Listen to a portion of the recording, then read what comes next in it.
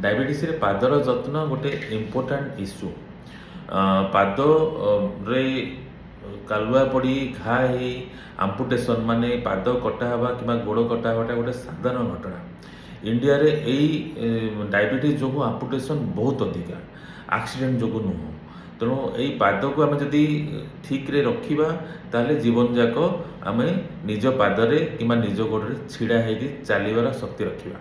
या दरकार आपण को सुगर रेगुलाली टेस्ट करेंगे। पाद तलटा सबुदिने गाधे सारा किंबा राति शोला बेलू जांच करेंगे। सबुबले पाद को सफा रखिए।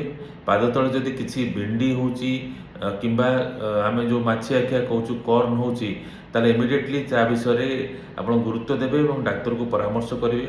आपड़ चली चली गला बेले मंदिर में कि कौ जगह बहुत तलपाद तल गरम अच्छी अन्य मैंने चली पार कि आप चली चली पड़े जाने आपंकर पादर सेंसेसन कम अच्छी इमिडिएटली तार उपशम करने दरकार।